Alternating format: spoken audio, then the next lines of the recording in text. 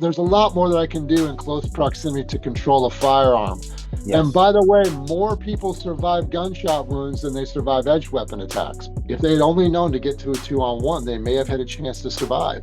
The single best force multiplier on Earth is a tactical flashlight. We're talking about edged weapons and knives for self-defense. Yes. And before we go farther, I want the audience to know that I am a certified force science analyst, in addition to be the founder and chief instructor at Integrated Defense Strategies.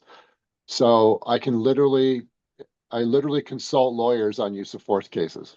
And I can literally be called into court on use of force cases, whether it be law enforcement use of force or citizen defender use of force. Yeah. I know a lot about this, okay? Yeah.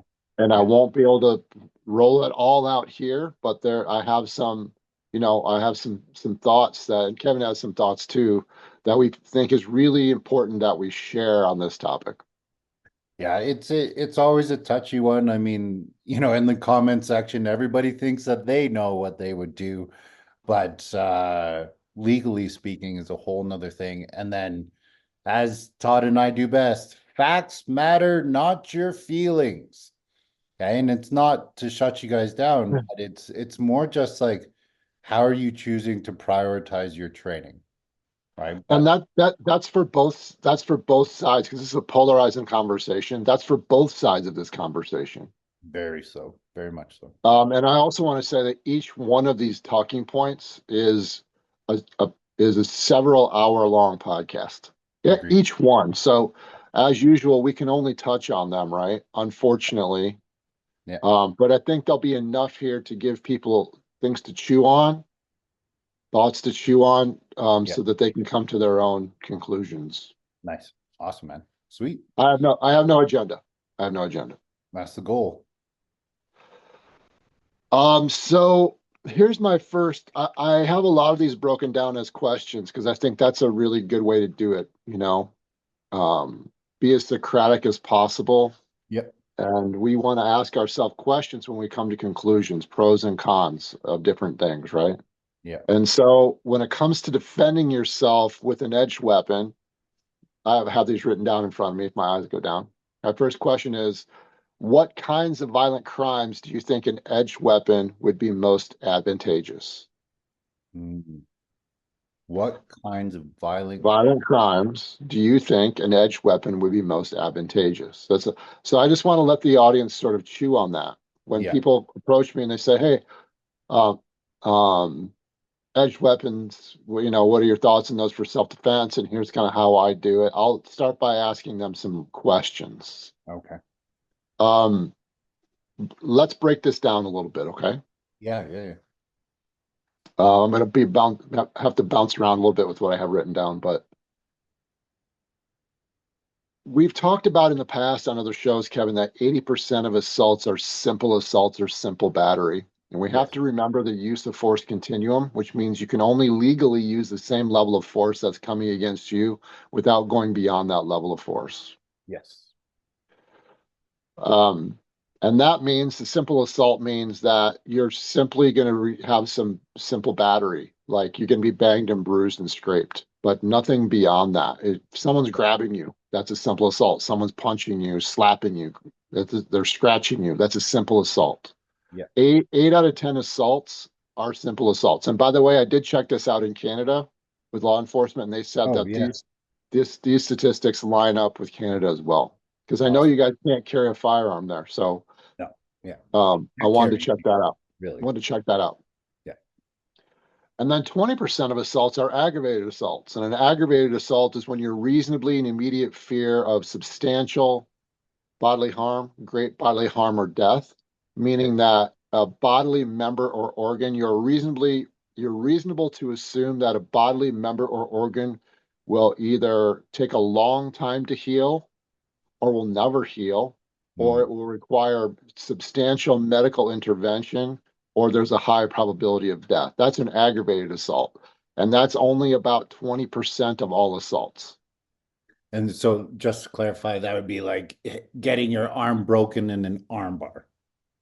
Yeah, that would be substantial. Yeah.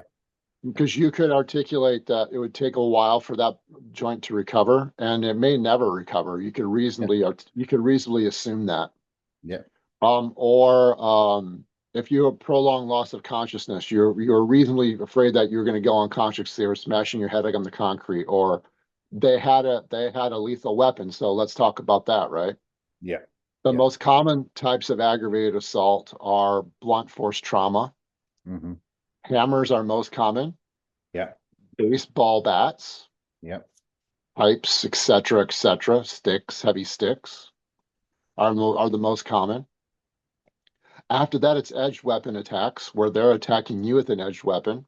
Mm, And then after that, it's the multiple attackers who have gone to a level of excessive force with yeah, what are called personal weapons, which means fists, elbows, headbutts, knees, kicks, that where it's gone too far. And then yeah. after that, it's firearms. Wow. Okay, so now I asked the question, what kinds of violent crimes do you think edge weapons would be most advantageous? Mm. So would it be And most advantageous advantageous for self-defense. Sorry, but for like self-defense? If for you're self. the aggressor, we'll talk about that. Yeah. If you're the Okay. aggressor, that's a very different conversation. Yes. Yes. But we're talking about self-defense now, right? So what kinds of violent crimes do you think an edge weapon would be most advantageous for? Thanks for clarifying that. For self-defense, would it be most advantageous in a simple assault? Well, um, that would be excessive force. For sure. Yeah. I mean that you'd think would be common sense, right? So what about somebody that would argue that Excuse me. it's hand-to-hand combat, or it starts off as hand-to-hand combat and they start losing the fight, but they're not losing consciousness. They're just, they're getting rocked quite a few times. And because they're losing, they then pull their knife. Okay. So in order to use a force multiplier, a lethal force multiplier like an edged weapon Yeah. or a firearm or something else Yeah. like a blunt force weapon or whatever, in order to use it as a deterrent, you must also reasonably be in immediate fear of death or great bodily harm. Okay. So just to pull it out and wield it, Yeah. or some people call brandishing it. There's different definitions of the word brandish based on what jurisdiction you're in, but I'll just throw that out there. In Yeah. order to pull it out at all, you have to be reasonably in immediate fear of death or great bodily harm or substantial bodily harm. Mm. In the state of Minnesota, and maybe we can talk a little bit more about this case as we go. There's a new law here that we've touched on in the past that says you can't bring out any form of lethal weapon if you have a reasonable means of retreat. You can't even use it as deterrent if you have a reasonable means of retreat. Yeah. Now, I want to break this top part down that I have a little bit more about around the case in Minnesota, just to give people a real life context here. Okay, Perfect. Yeah. there was a Minneapolis resident. By the way, that's where I live. I live just outside of Minneapolis. Okay, IDS is just outside of Minneapolis. Was on a subway, and there's a lot of we don't have a subway. It's called a light rail. It's a Okay. train, Yeah. light rail train. And there's a lot of crime on the light rail. And this individual, this is a recent case, carried a machete with him in his pants, in his sheath, on the subway to protect himself. Hmm. Three bad guys were threatening him on the subway. Yeah. I apologize, on the light rail. Yeah. When Yeah. the light rail stops, he gets off and goes over one of those overhang shelters outside of the trains. Yeah. Yeah. And the three aggressors of the three, two of them pulled out knives and threatened him. Wow. Okay. One doesn't have a knife. He Yeah. pulls out his machete Yeah. and for 1 minute is holding them off with his machete versus two knives As a deterrent. as a deterrent. He doesn't use it. He just uses it as a deterrent. Yeah. The three of them leave temporarily. He stays where he's at, and two of Yeah. them come back to threaten them, and he continues to hold them off his machete Yeah. until they finally leave. He received a 9-year prison sentence, and he never used Oh, it. He got more time in prison than the three aggressors did of the two that had knives. Wow. Wow. I'm gonna jump ahead here a little bit before I break this down more in depth, but you should know that there is a pattern where prosecutors, judges, and juries show an unfair bias to people who use edged weapons in self-defense, especially if they use them. Mm, It's just the way that it is. There are many documented cases where people were totally justified to use their edge weapon, yeah, and they were given and are serving major prison time. that's so crazy, man. That's so crazy. Okay, so there's that. I want to out of order just a little bit here. Yeah. Kevin knows I don't like to do that. Got freaking out a little bit. Okay, so let's go back. We talked about if it's a simple assault and you use an edge weapon either as a deterrent or use it to defend yourself. Yeah, That would be a totally unjust. uh, example of excessive force. Yeah. Now let's talk about blunt force trauma and Okay. edge weapons. Okay. 70% of attacks with blunt force trauma and edged weapons, those attacks are ambush attacks where the weapon and it's the launch of the attack are concealed until the last possible moment. Yeah. That means they're just on you Yeah. and they're stabbing and they're hitting. Yeah. And all of a sudden it's there. They want that element of surprise. So my question is, how effective would an edge weapon be during those high probability forms of aggravated assault or attempted murder or murder? Yeah. Yeah. How effective would that be? And Okay. it and your weapon isn't drawn or is drawn. No, it's not. It's not drawn. You don't know it's coming. Yeah. Yeah. Ambush. Yeah. Okay. It's an ambush, right? Okay. Okay. Now let's just say you have the luxury of having that unfold slowly while you see a knife in their pants or in their hand or blunt force trauma and it slowly unfolds. That's a luxury when that happens. It's For sure. rare, okay? For sure. So is using your edge weapon going to be an effective defense mechanism during versus a hammer or a baseball bat or somebody else with a knife? Yeah.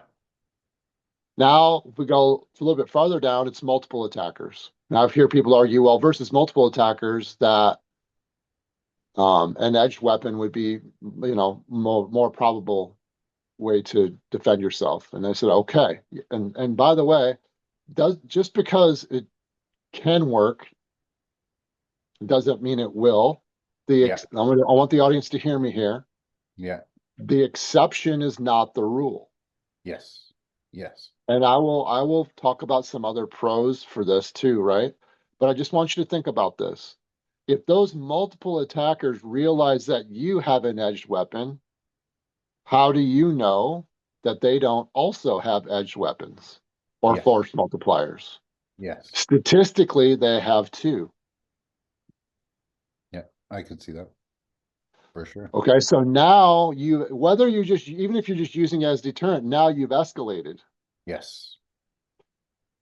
Even if it's just one person, now let's just talk about, excuse me, that versus a firearm. Let's just say someone has a firearm and they're threatening you and you pull out a knife. Well, that's not too smart. Okay. Yeah. Yeah. Now you escalate and they have a firearm which is a distance weapon, which is the point. Even though firearms can be very effectively used at all distances. Yeah. That's what my expertise is in. John Yeah. Wick shit, right? Um, all distances, you are at a massive disadvantage. Yes. So again, my question, what kinds of violent crimes do you think edged weapons would be most advantageous for self-defense? Mm, great question.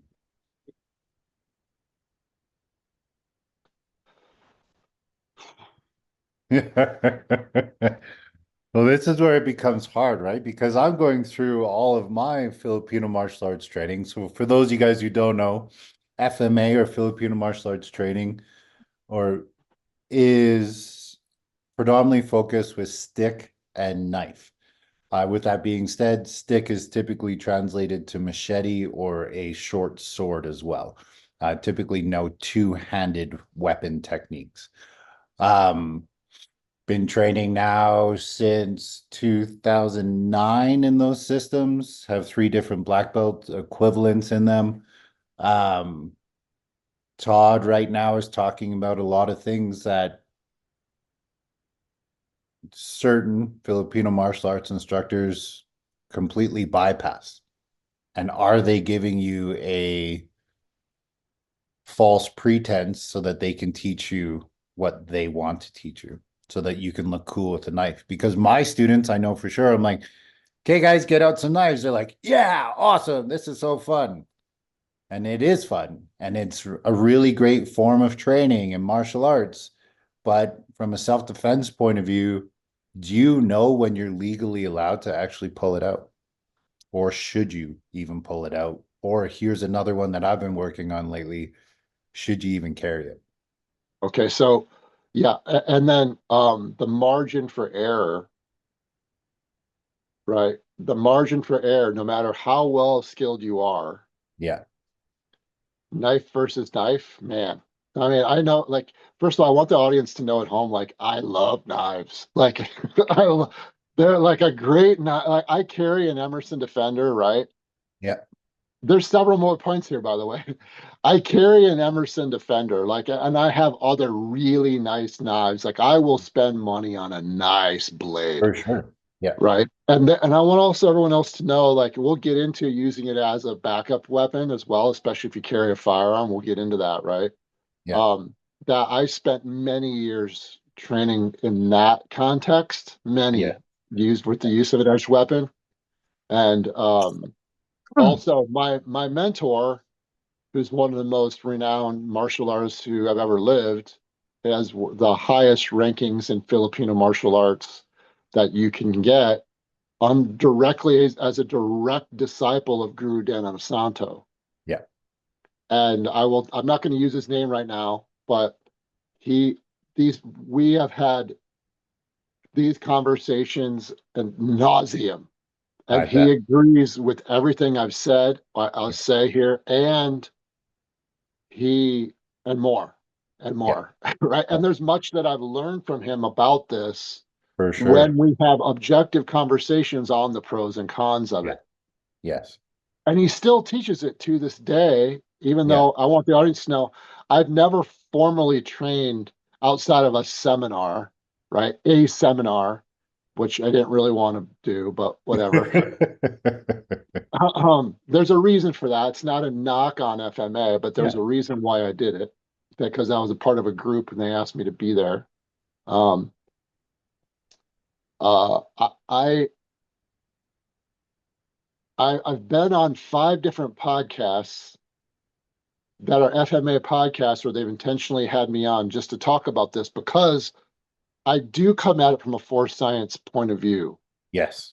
And Yes. because I'm not indoctrinated by, like, there's advantages and disadvantages to that because there's going to be things that I don't understand about FMA too. Yeah. But what I'm saying is, even for a highly skilled practitioner, when you understand how violence really happens in the chaos of the fight, the blade doesn't care who it cuts. You could cut yourself and bleed out. Yep. What I was getting at was a super roundabout way of getting at is like, I own blades that terrify me. Yes. Like, I know if I touch that blade wrong, it's going to cut me in half. Yes. Yes. Right? It terrify me way more than firearms terrify me. There's a lot more that I can do in close proximity to control a firearm. And Yes. by the way, more people survive gunshot wounds than they survive edge weapon attacks by That's far. sure. That's for sure. So they're far more dangerous. But that Yeah. also means when you're edge weapon versus edge weapon, no matter how skilled you are, one small mistake is it. Could Yeah. be it. Could be. Yeah. Could be it, right? You nick an artery, whew, You nick the wrong artery, you're in big trouble, Yep. right? And also like the margin for error versus an edge weapon versus um a blunt force object. I mean, my God, like that's brutal, man. It is. It is. I mean, to be honest, the number one reason why I got into Filipino martial arts wasn't for stick defense. It was for knife. Because Yeah. everything that you do with a stick should translate to a knife. As time has gone on, now I'm focusing more on longer blades like machetes and swords and things like that with Kelly Ostrismo under Dax Williams. And um, it's a game changer, man. But my number one reason for training FMA was so that I could get good at defending myself against the knife. As much as I love, and I've carried a knife ever since the military, right? I used to carry three on me because I was super paranoid, right? But Was I'm alert now, bro. Come on. There's a difference. Um, it's tough, right? Because it's like I love knife versus knife trading. I think it's super fun, it's right? cool, man. Yeah, it's It's cool. super cool. Yeah. But it doesn't mean that it's there. So when I had a big kind of issue was Whoa! Boom! The self-defense industry is broken, wouldn't you agree? Have you gone from martial art to martial art looking for the responses that you need to have for a self-defense situation? Well, I spent 35 years training in martial arts. I acquired 7 different black belts to find out that when I pressure tested their shit, it didn't work. So what did I do? I had to come up with my own system. Make sure to check it out at budobrothers.com. Build the confidence you need to stay safe. how do I teach my students how to defend against a knife if they don't know how to use a knife? Right? And this is kind of the morality check of every FMA instructor out there, guru out there, is it's like, should I be teaching people I don't know Well, how to well, manipulate? you bring up an interesting point. Um, the audience knows my background was literally my formal education is in neuropsychology. Okay. I was a human performance coach. I lectured at medical schools for 15 years on the topic of psychoneuroimmunology. I know a lot about this. So when you're doing a lot of work with preset patterns and the violent attack is not preset, Yes, right? Like, and I'm guessing it's probably pretty rare that people who are well trained in Filipino martial arts are attacking people with knives. I would hope so. So are the patterns in your training following the same patterns that are happening in real world? And I know what those statistics are. I know Yeah, what violent crimes looks like. I know what the probabilities are there, okay? yeah, And I'm not saying there's no application to that, but what I'm saying is when we understand how slip and capture errors happen and training scars happen, yeah, slip and capture errors is a formal term for training scars. yeah. It could be argued that it was working against you Yes, if you're working with a lot of preset, pre-choreographed patterns, yes. because it's not FMA versus FMA. No, no, not at all. So it makes it maladaptive Yeah. to dealing with real violence. Well, I don't want to digress too far, but that training scar thing, like almost every single instructor off of an angle one strike or say a vertical strike coming at your head teaches a rooftop block and you move off and you move to the right if your right leg is forward. The thing is when I've asked and pressure tested with my gurus and with people who have taught me and with people who have trained under me, they don't move forward.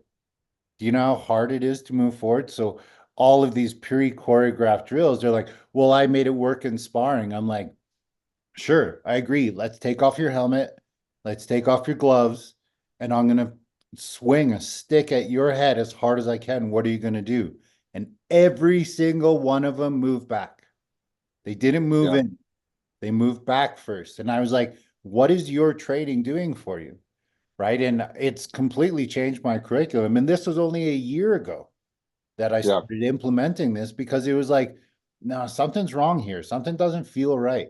Everybody thinks they have this ability to do something, but when you're ambush attacked and you've already been rocked and then they come at you, your instinct isn't going to be to move away, or sorry, to move in. It's going to be to No. move away. There's a lot of fighting that is not intuitive. And that's one of the big challenges when I see comments when people think they know and they're suffering from Dunning-Kruger and all that. I will Yeah. say this though, and I'm looking forward to hashing this out with you.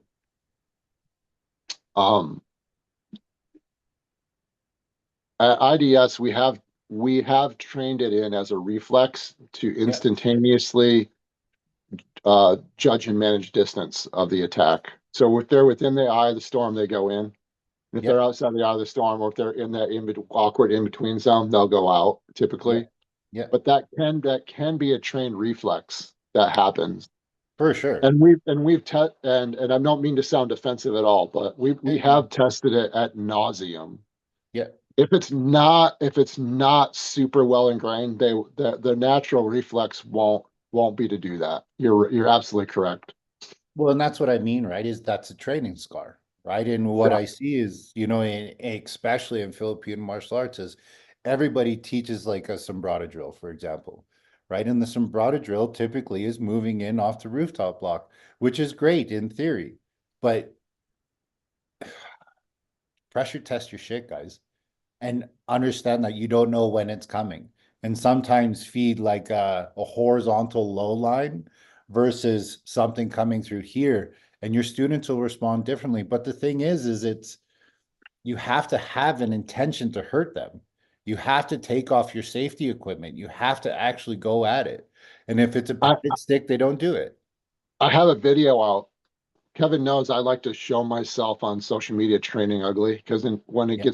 gets real, when the amplitude is high, things Yeah. get ugly fast, no matter how well trained you are, right?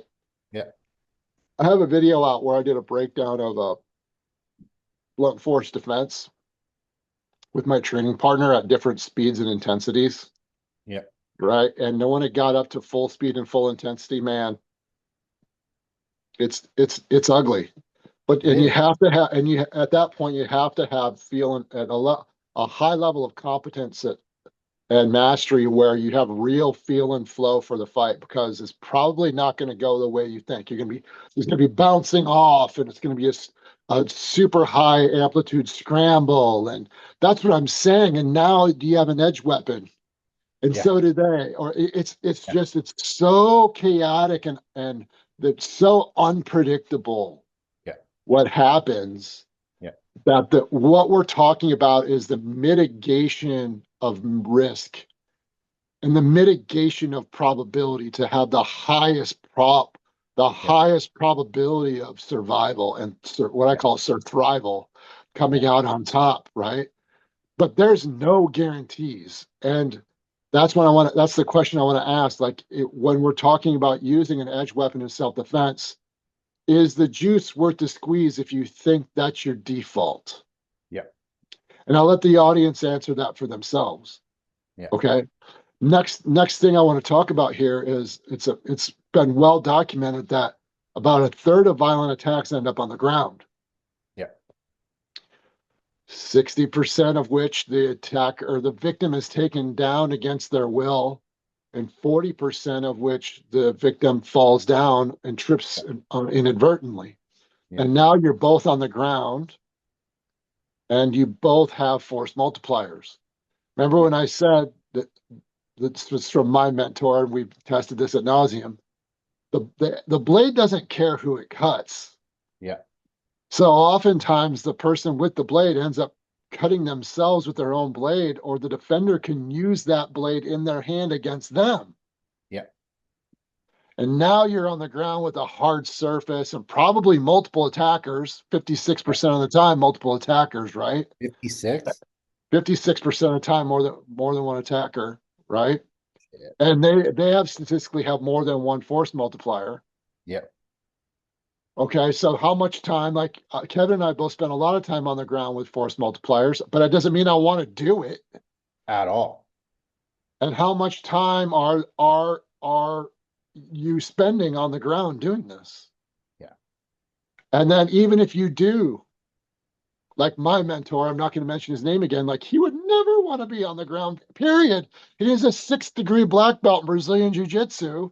Yeah. Okay. He would never want to be on the ground, period, for self-defense. And he especially doesn't want to be on the ground with a force multiplier in play. Yes. And we're talking about the best in the world. Yeah. Yeah. But I mean, that's because you guys prioritize pressure testing and you prioritize self-defense and you prioritize real data and facts to try and keep yourself alive, right? And you know, like that's why again, like Todd and I, like we're not shooting down FMA, right? But you guys also have to think about like, why are you training it? Because when I train it for self-defense. That's my goal. And I've really prioritized. Like I used to do all the drills and all the flow and everything like that. And I love it, guys. I love what it did for me. I love all these things.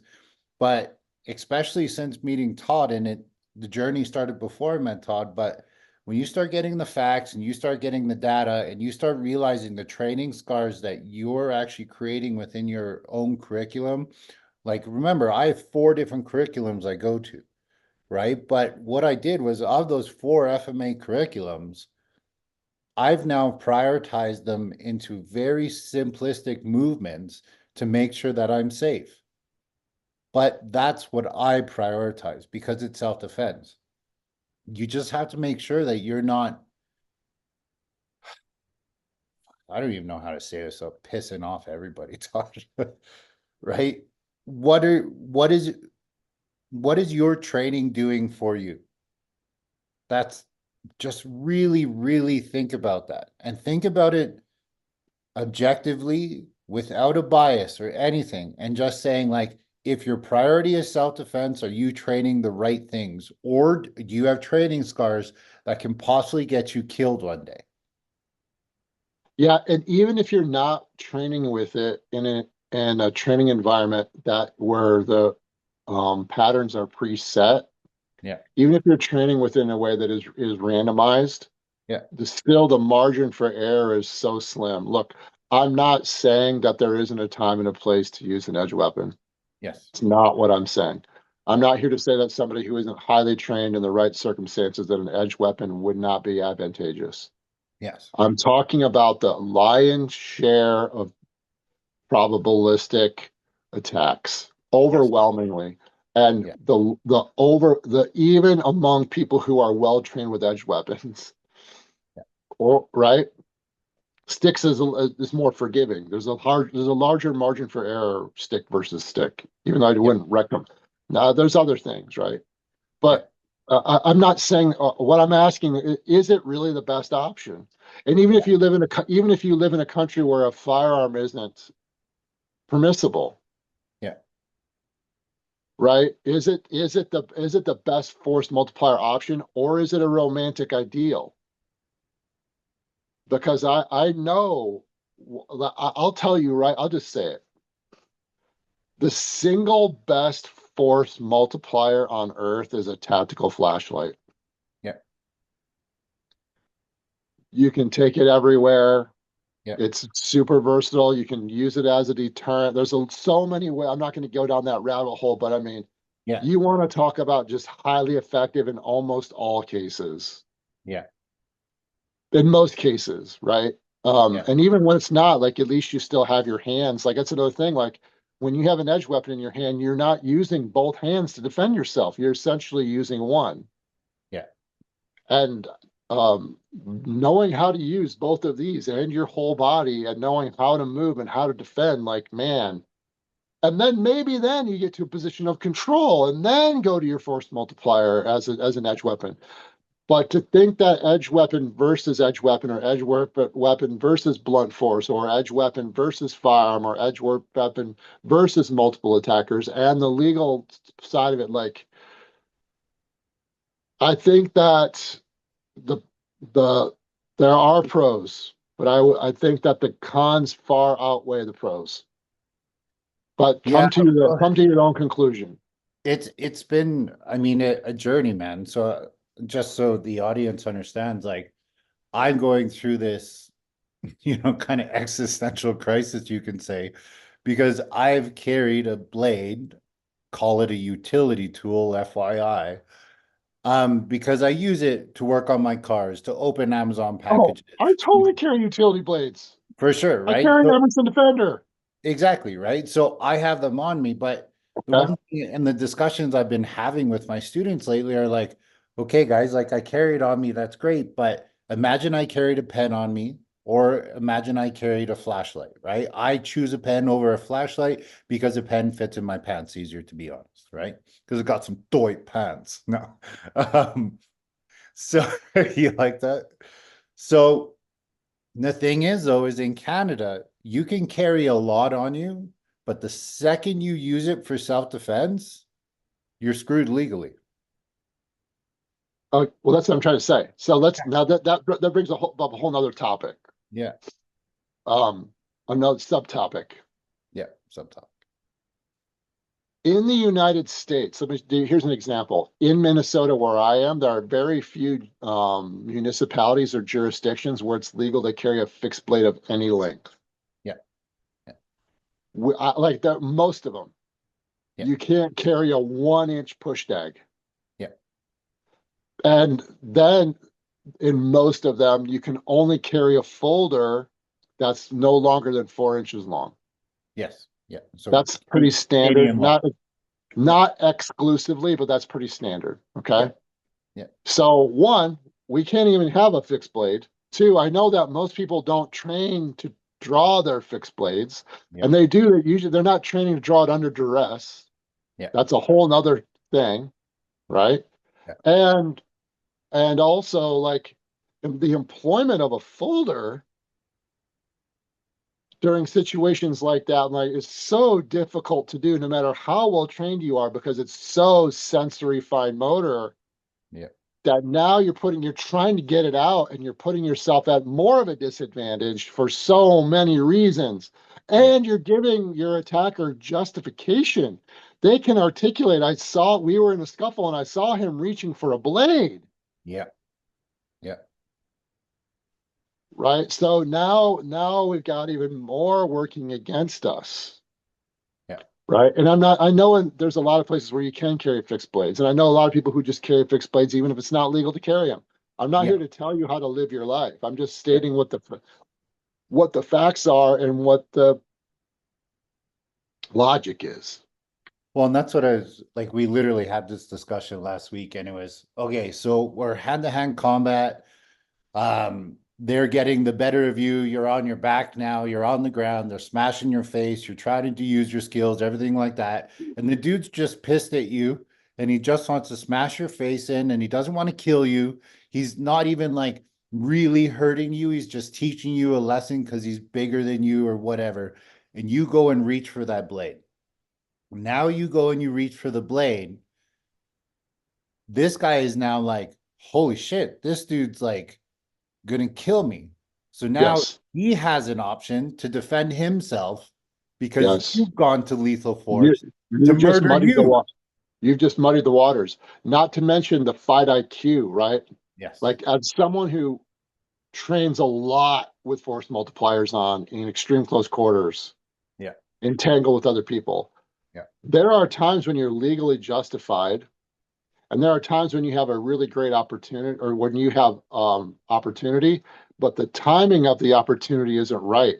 You Yes. have to train it a lot to know, okay, I could go for it right now, but if I do, there's going to be a scramble. You Yes. have to know exactly when and how to do it. And Yes. I'm telling you, that takes a long time doing it a lot. And Yeah. I have done that. Kevin knows that.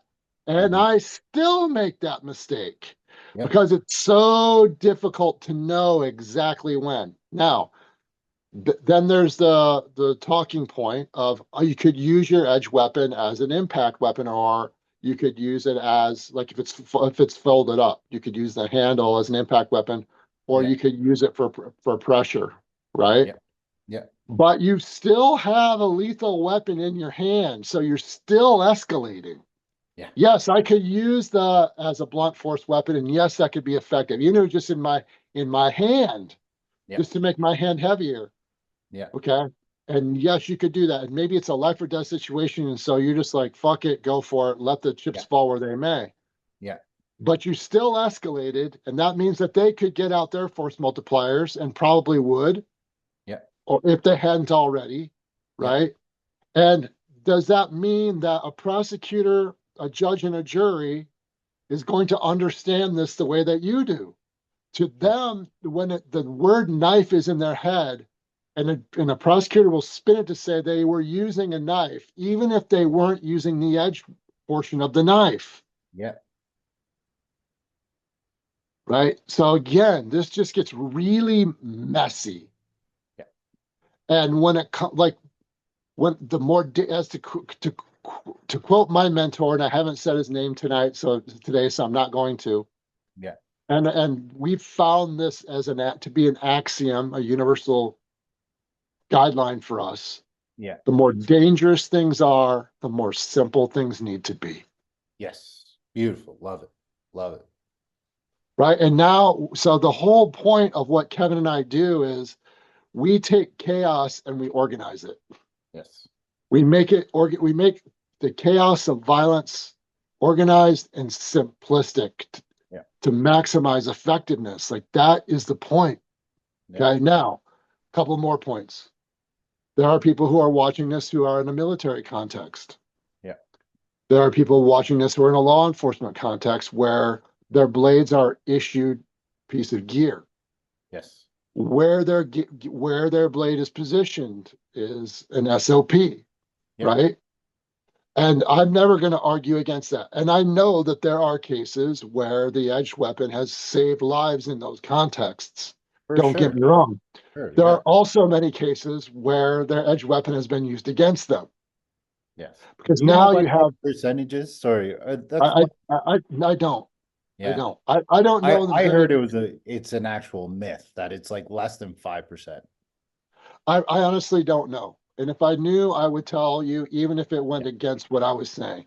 I'm sure that it's rare, but I know that it does happen. Yeah. Yeah. Okay. And I know how hard it is to retain one force multiplier. And now in that context, you're retaining multiple force multipliers and you're in kit. Yeah. So now it gets even more difficult. Okay. So I would never tell anyone to go against SOP. Yeah. Okay. And I'm not here to say that, but I just want, I've trained a lot of law enforcement in this context. And my training partner, my main training partner for over 14 years Yeah. is high level, high speed law enforcement. Okay. And I've trained a lot with tier one SF. Okay. Yeah. And have had these conversations and trained with them. And I know how difficult it is for them to employ those things in that context. So other things for you to think about. If you're thinking about carrying more than one blade at a time, man, especially if they're all offset, right? One on each side and one on the back, or man, you get pinned on bottom Yeah. and you're trying to retain two, so no matter what direction you move, they have access to your blade, fixed or folder. I'm telling you from experience. So my primary training group, when we just get together and we just bang it out, Yeah.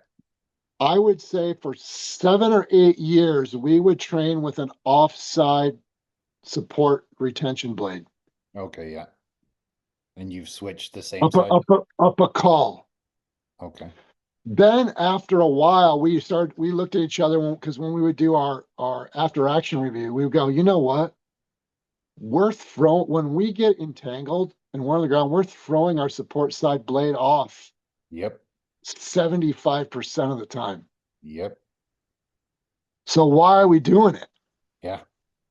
Yeah. We should either be same side or Yeah. just have a utility blade in our pocket. Yeah. And because we were getting killed with our own blades so often, Yeah. and we are people who have dedicated our lives to this. You know what I'm Yes. saying? Yeah. And now you have a person who's no training, or they're moderately trained, or Yeah. they have enough training for them to believe that they can do it. Yeah. They have a lot of training, but not really a ton of pressure testing. Yeah. I'm skeptical. Well, I mean, you see it all the time right now, right? Like you have these BJJ schools, right, where they have no Filipino martial arts training at all, and they throw a gun on the mat and they say go, or they throw a knife on the mat and they say go. So, as stupid as that is, it's also like here's somebody who's training martial arts, so they're training BJJ. Let's call them a blue belt, so they're 2.5 years in, and they can whoop the average person's ass on the floor. And now the blade comes in and they have more control. They're going to be able to do it. Like I said, when I was carrying three, I had one on my ankle, one folder, and then I had a fixed blade on my back that wasn't allowed to be concealed. Right. Doing what I do now and having the BJJ background I have now, the amount of times the fixed blade would have got me in trouble and even the ankle blade would have got me in trouble because I was favoring the folder side, it's unbelievable. Like I think, what if something would have happened to me during those years? I could be dead so easily. Or if not, have some gnarly ass scars from bleeding out and losing organs and losing blood and et cetera, et cetera. Like it's unreal, right? It was actually like very irresponsible of me for myself and my family. The mentor who I keep talking about has a story where one of his close friends and training partner called him once in the middle of the night and said, "Hey, I got into a real knife fight tonight." Oh, no. And this is what happened. Do you think I'm in trouble? And Yeah. my mentor said, yeah. Yeah. He served 8 years. Wow. Wow. Yeah. Because of the limitations of live fire and the restrictions of most live fire ranges, we've realized we have to do things differently, and we want to do things differently. We take a principle-based, integrated, and holistic approach to our training that includes pistol craft, weapons-based combatives, as well as soft self-defense skills and education, designed specifically with the citizen defender in mind, in a way that can be done anywhere by anyone. So how do we do that? What does that look like? It's not really something I can explain to you. It's something I have to show you. So stick with us, and together, we'll make the world a safer place.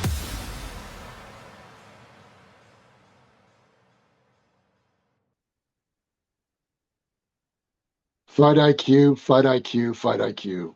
Yes. But right. The exception is not the rule. Yes. Let's be careful that we're not conflating. Yeah. I know a lot of people who are really highly skilled fighters and highly skilled in self-defense, who are highly skilled with a blade. And Yes. they may be the exception, not the rule. However, I know some of them who are big names who aren't. Yeah.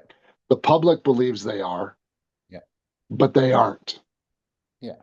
They believe they are, but I promise you, if they came into our world, it wouldn't go well for them.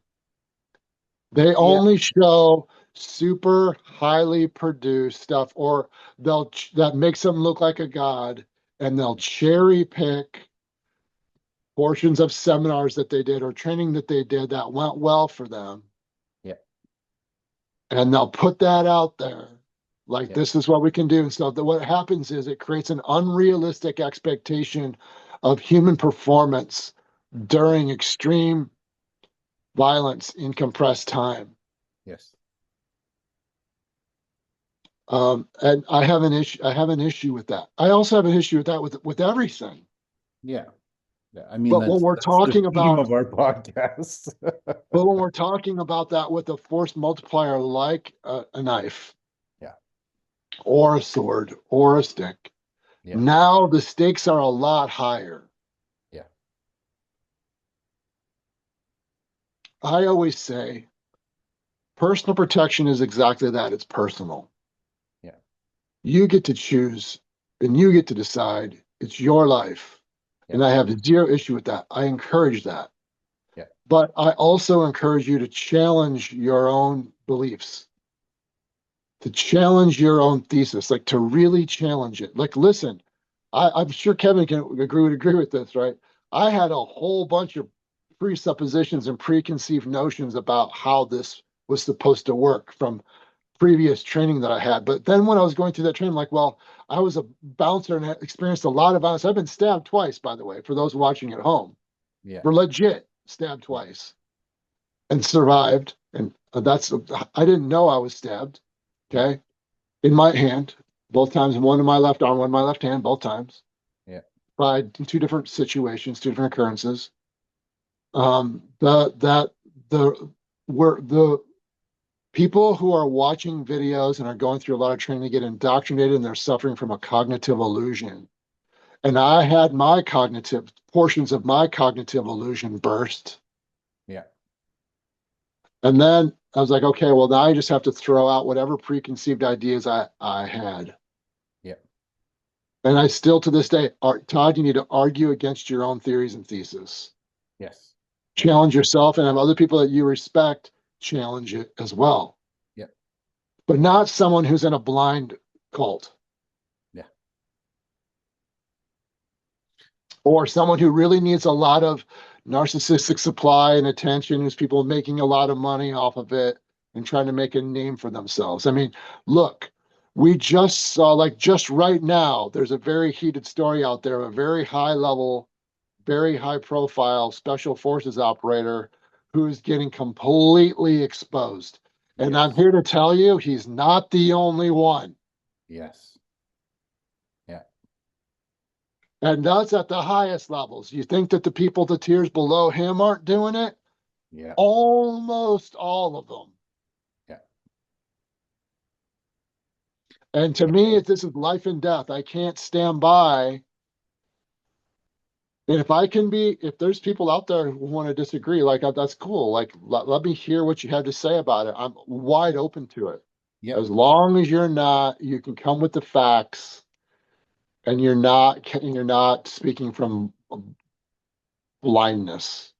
Well, and I think that's where, like, my girlfriend is always like, okay, Kevin, I thought with the Wing Chun Chinese Kung Fu community was drama filled. She's like, the Filipino martial arts community is unbelievable. You guys are worse than like our 15-year-old daughter who's having to deal with junior high and high school shit because of how crazy girls are, right? Like the whole FMA world is just insane, right? And that's why, like, when Todd and I, had the idea to do a podcast similar to this, it's like we're gonna ruffle some feathers, but we got to make sure we do it in a respectful way because we both love our teachers and love the influence, and there's only good things that come from it. At least those people are training, right? I'm all for it. All Yeah. for it. As long as But we're intellectually honest and scientifically exactly, literate, right? And semantically accurate. Can I yes, say those three things again? yeah, Intellectually honest, yeah, right? Scientifically literate, yeah. semantically accurate. Yeah.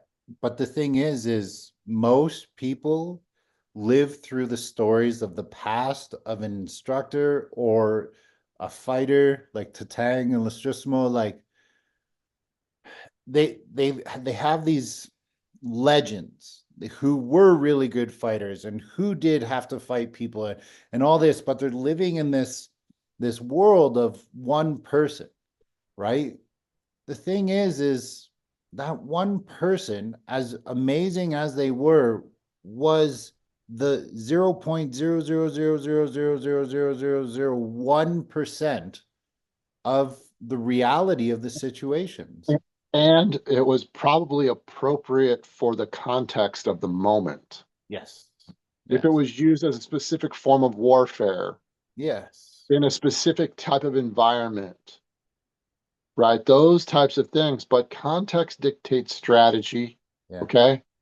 Then the context is very different there, and the time period is very different, Yeah. right? Sort of like I use this analogy a lot in the firearms training world too. Like there was a time when chariots, man, like in warfare, like if you had a chariot, like you were destroying fools. Like, For sure, yeah. right? That was the shit. Well, I'm Two probably not gonna horses bring and a carriage, like I'm probably you not and leveled up. some gnarly dudes on there. Like and with gnarly weapons, I'm not bringing a chariot into the modern battlefield. Yeah, Sorry, not doing it.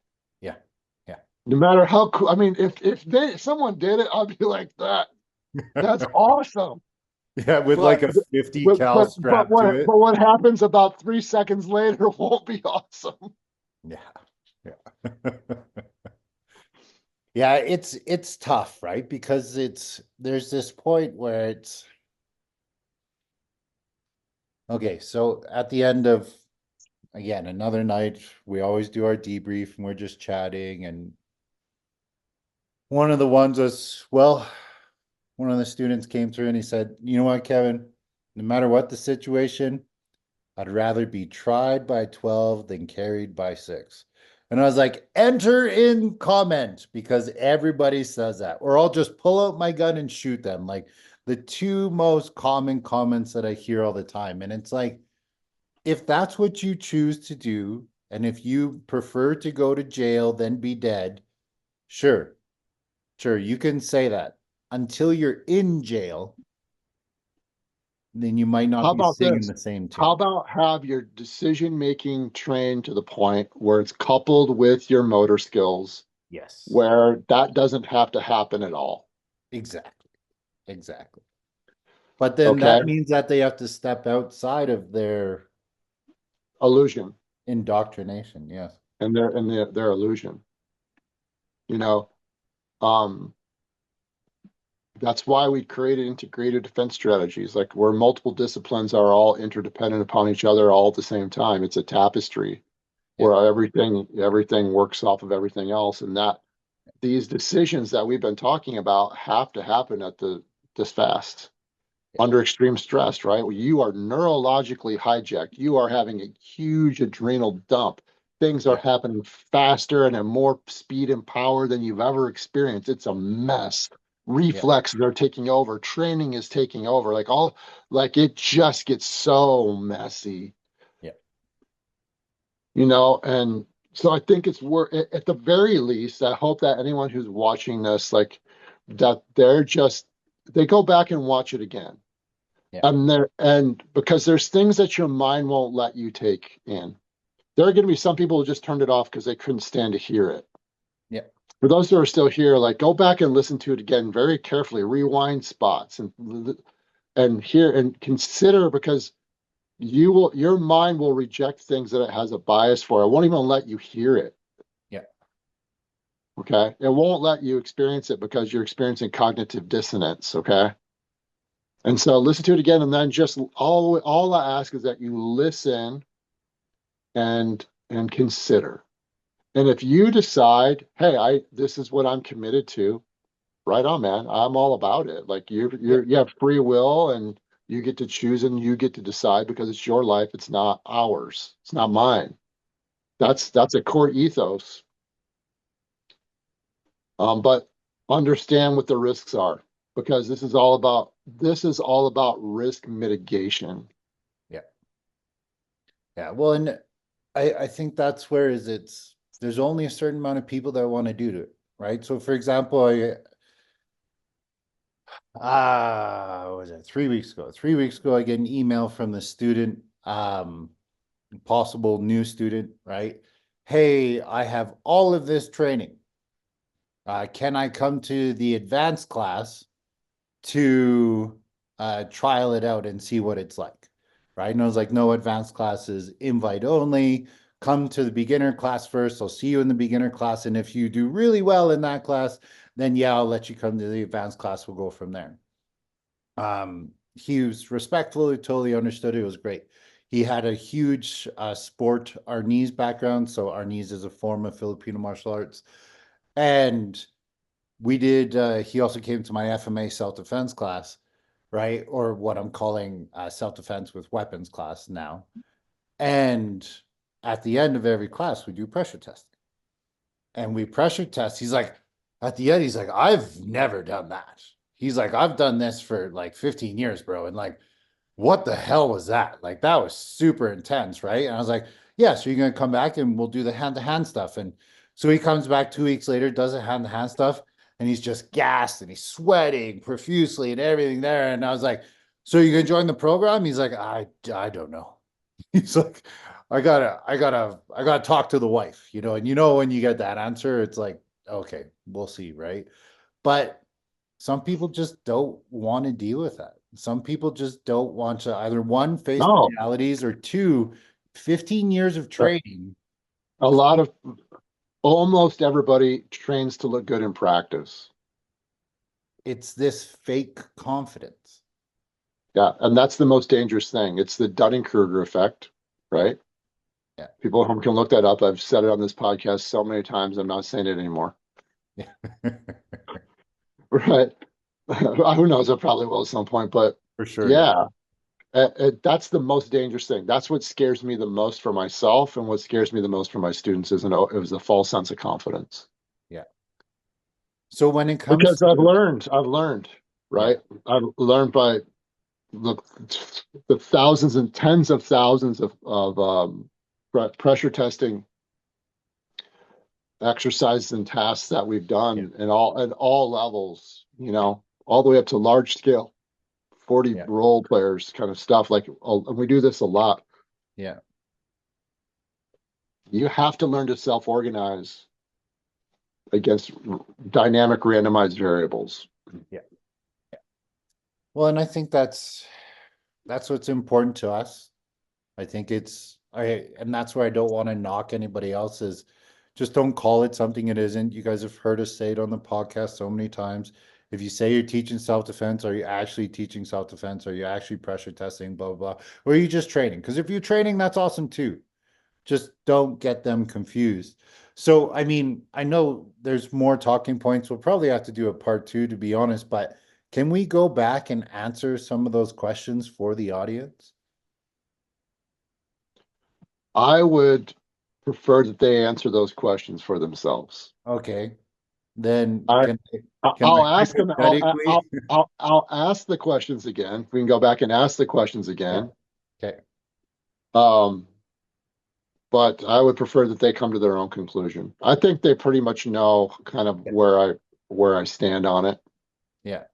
Um, I'm the just first thinking, question like, was, to give them an answer, right? To help people what understand, like, what kinds of violent crimes do you think an edged weapon would be most advantageous in self-defense? First question.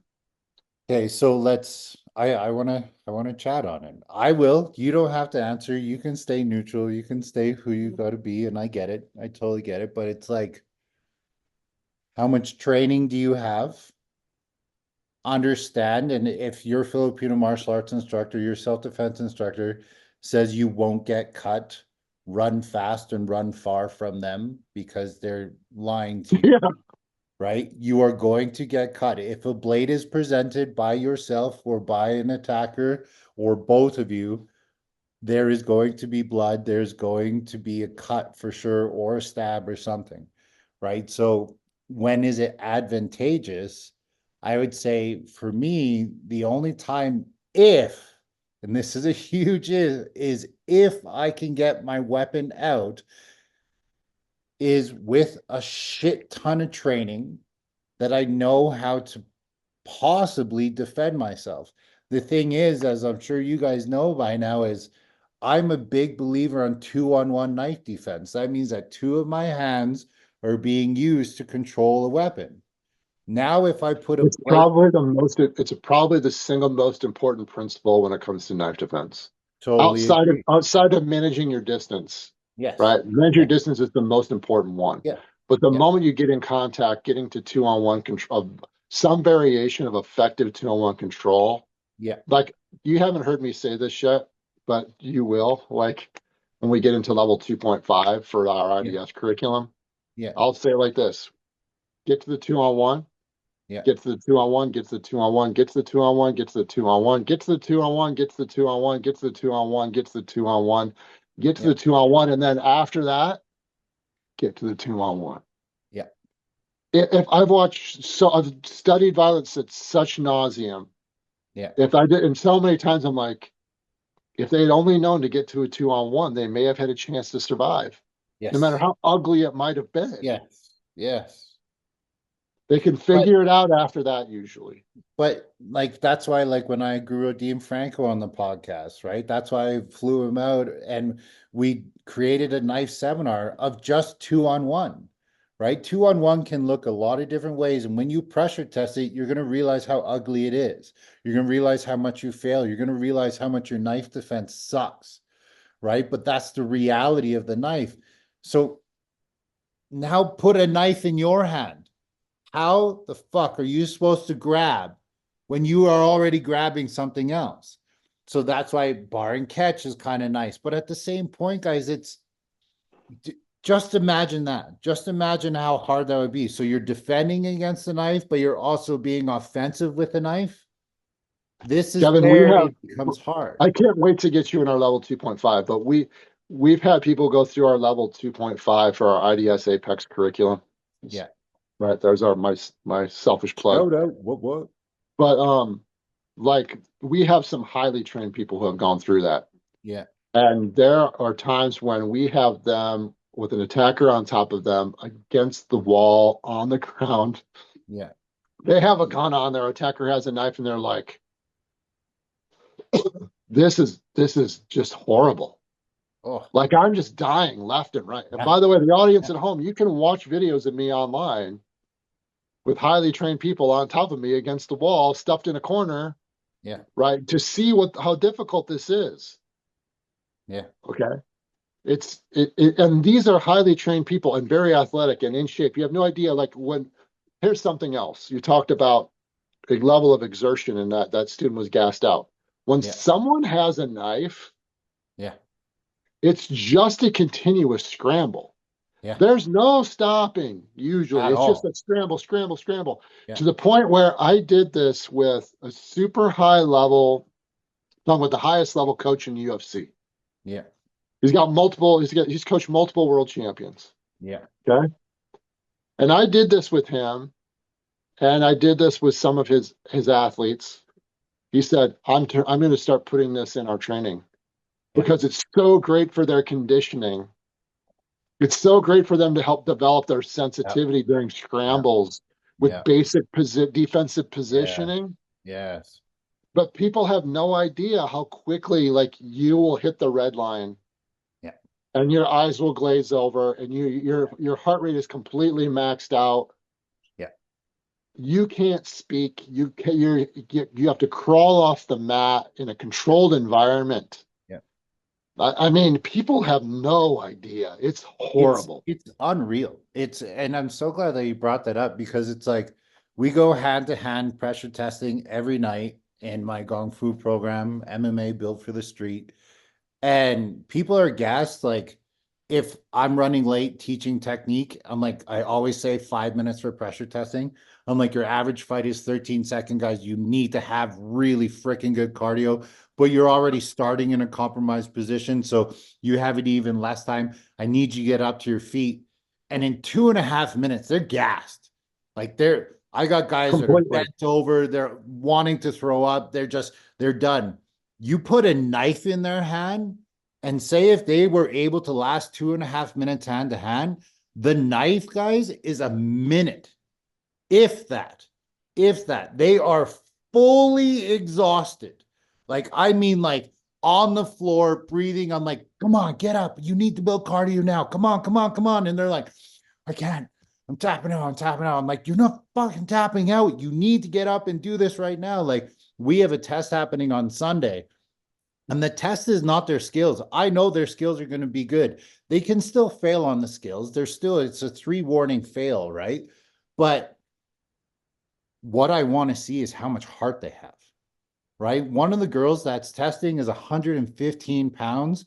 And I got dudes rolling in. I'm 230 these days. I got another 225 guy coming, skilled, all very, very skilled people. I got bigger people coming. She is going to be toast, right? But she's just going to be done cardio wise. all I'm getting out of her test, if her physical skills are good, is to see how much heart that she's made of.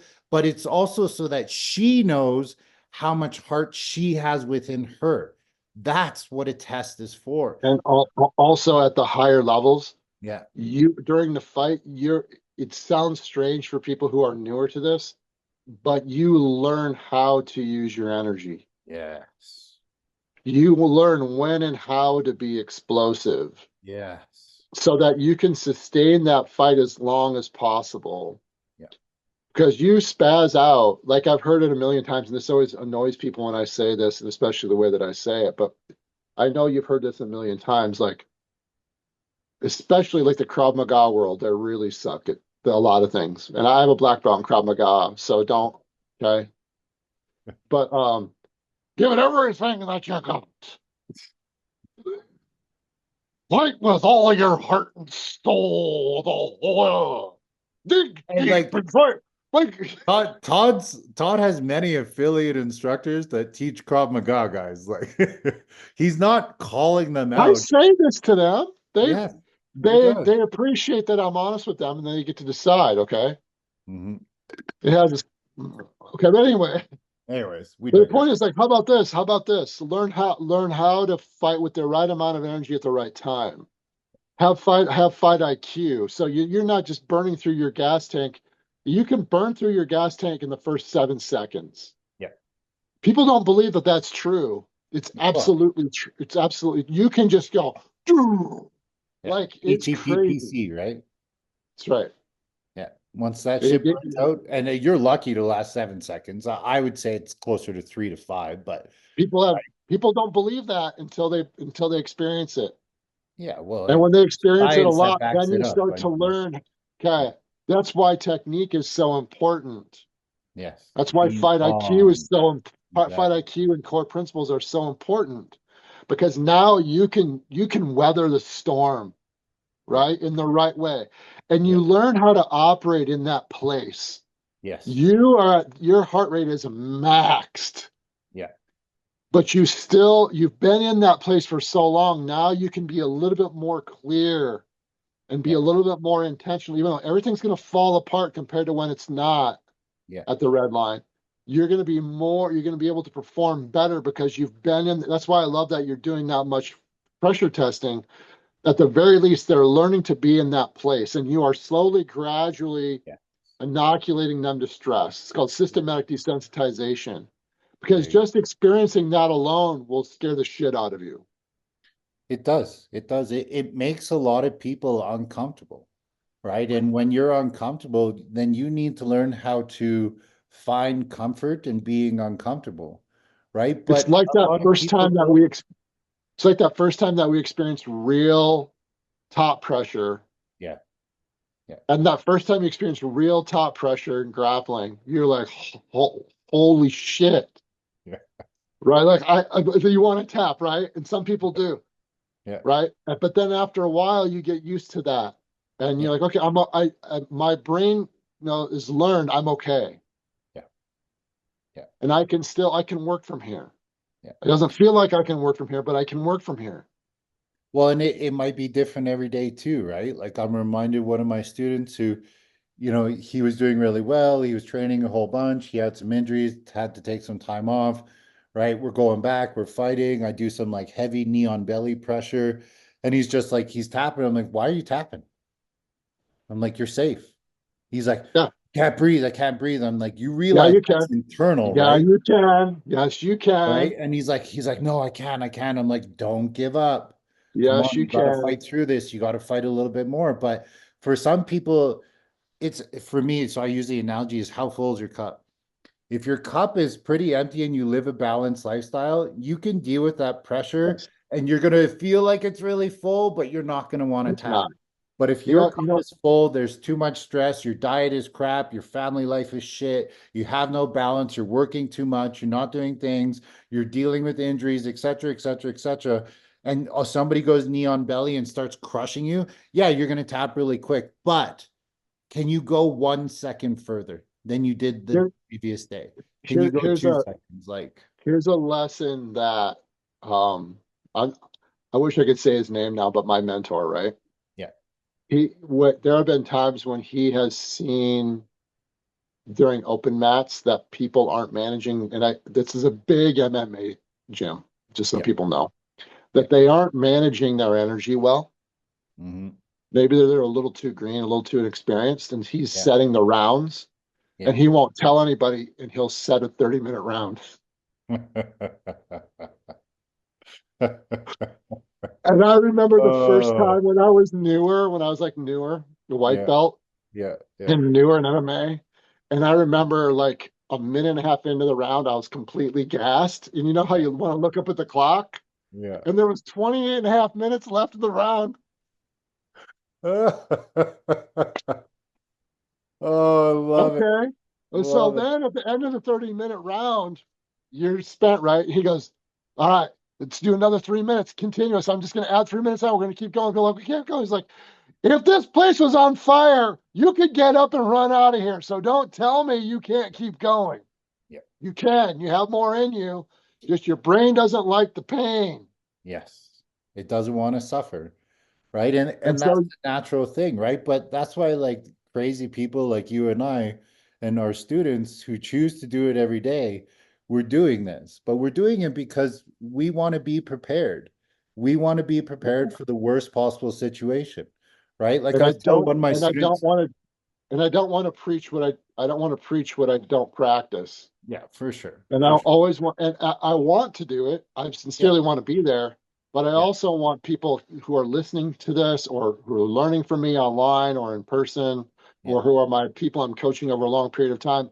all know that he's not asking anything of me that he's not asking of himself. In fact, I'm asking more of myself. Yes. And I'm 54 years old, Yeah. right? We've And suffered, but that's not to self-aggrandize. That's to say you can do it.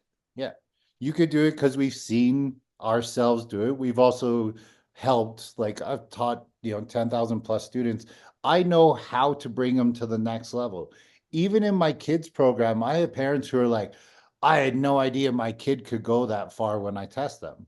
Right. And I was like, well, that's because I know them very well under stress. I know how far I can push them. I can see the tears starting to form in the eyes, and then I pull back a little bit, right? I can see the breath leaving my adult student. I can see the fear getting triggered. I can see all these things taking place. I personally, I can feel the energy changing. And while that happens, then I pull them back and I say, it's okay, you're safe, right? I'm still punching you in the face, but you're safe. Trust me, you're okay. You're not in danger. There's a difference between danger and fear, right? And people have to understand that, but that means that they have to be able to want to face the fear. A lot of people don't want to face it, but okay, awesome, La- love it. last Friday, Yeah, open mat. yeah. I took on two high-level black belts at the same time, Nice. and I had a gun on. One of them won 12 consecutive IBJJF World Championships. Oh, The jeez. other one's a second-degree black belt who's ridiculously athletic, Yeah, and I just got destroyed.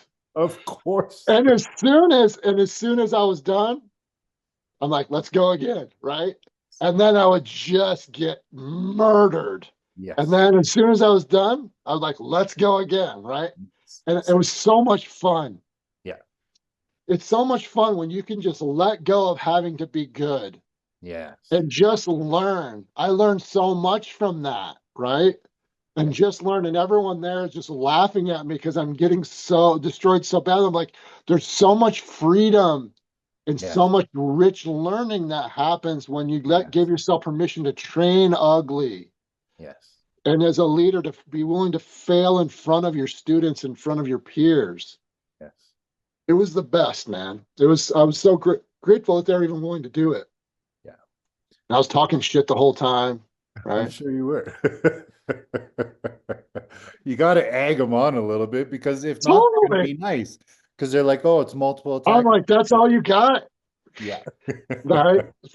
Fuck, I'm like totally talking shit because you want to feel that. You want to feel that, and you want to feel that humiliation. Yeah. Because ultimately, it's you versus you. Yes.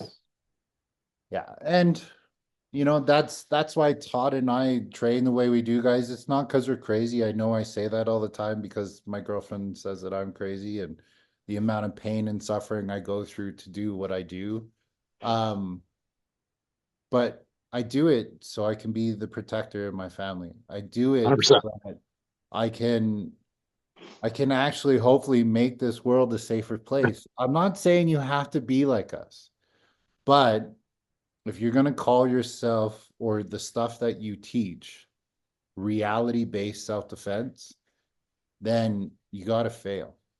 And if you're not humble enough to fail, if you can't deal with that, then maybe you shouldn't be teaching, right? And, or at least just saying what it is that you're doing. I respect somebody who just trains and teaches martial arts 100%, no matter what you teach. But the second that your words don't line up with your actions, now I have an issue with you, and that's typically where I won't respect you. As an instructor, you can be a nice person too, right? So, we talked a lot about a lot of things. That was awesome.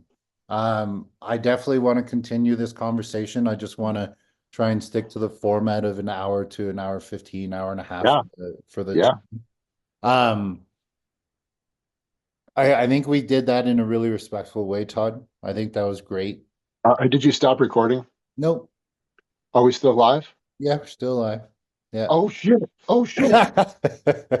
Right. But I just want to be, open and honest with the audience of I wanted to make sure that we could do this in a way that people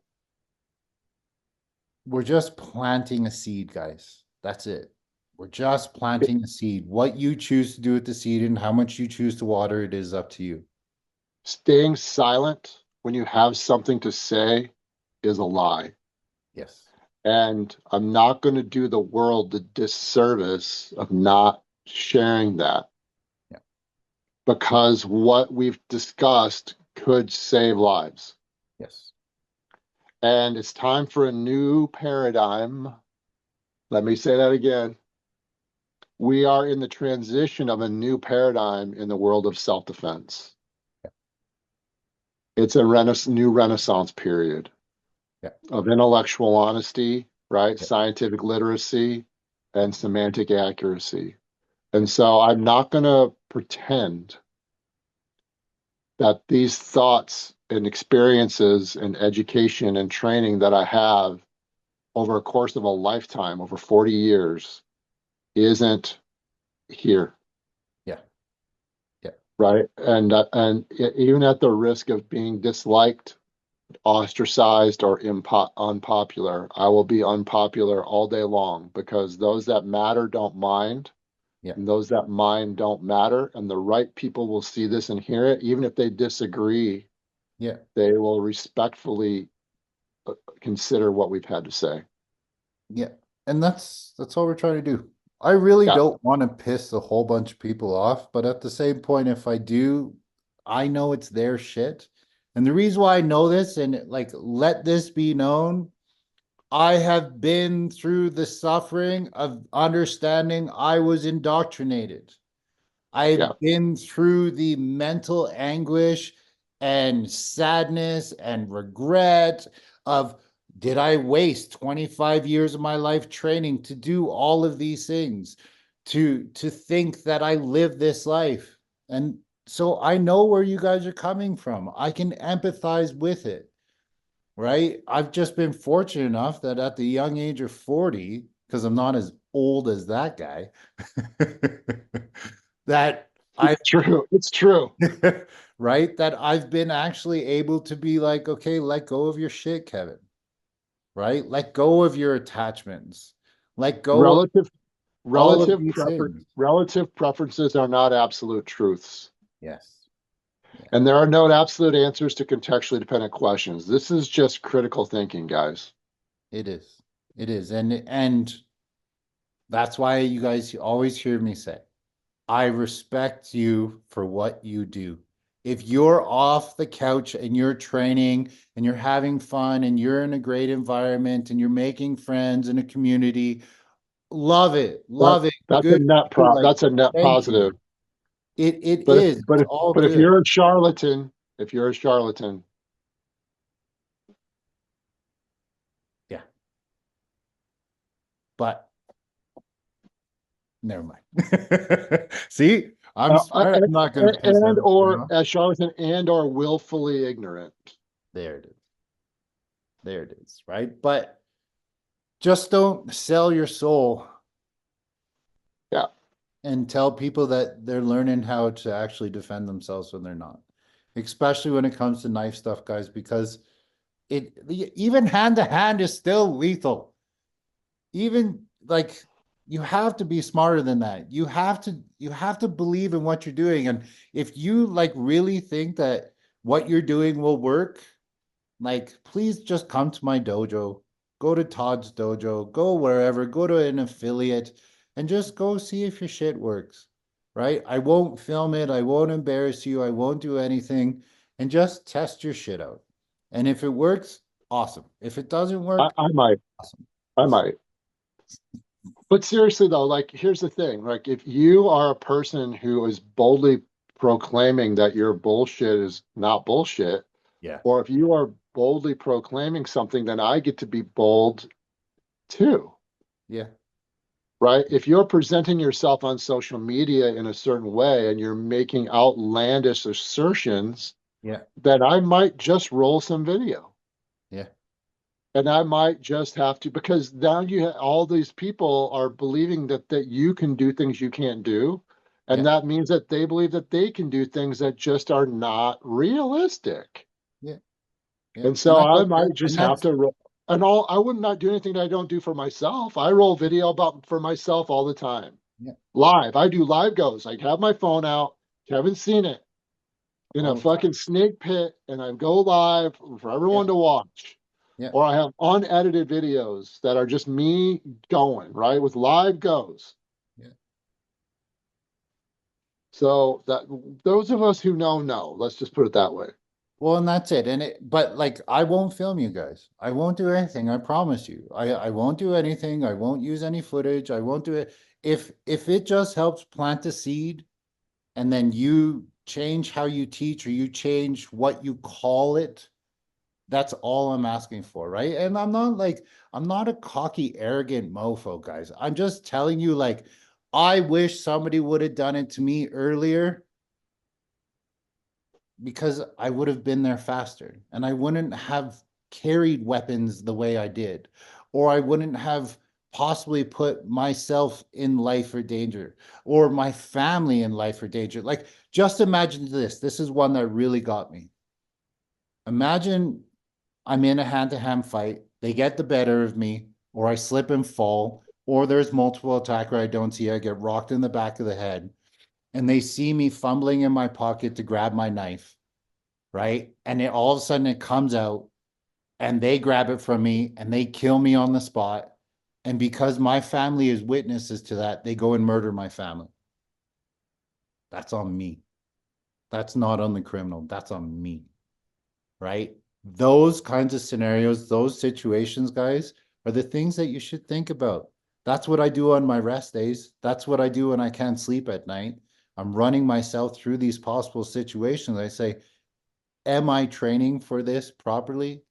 And should I even be carrying? Right? And I'm consistently assessing those situations. But okay, we definitely need to continue this Wrap it up. conversation.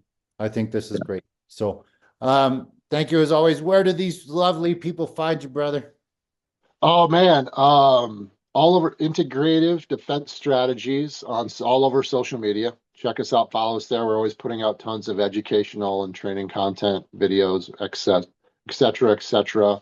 IDScitizendefender.com. We have an online subscription program there where you can do our online training program. Yep. And now we have a school community, which is really cool. Kevin turned me on to school and it's working out really well. School, SKOOL, school, SKOL.com/IDS. We've got tons of really great live educational stuff we call pod classes. Yeah. right? And cool streaming stuff on there. We have 18 different courses, really Nice. cool interaction between all of our members. It's really cool. So check that out, or you can follow me on social media, Todd Fossey, all over the place.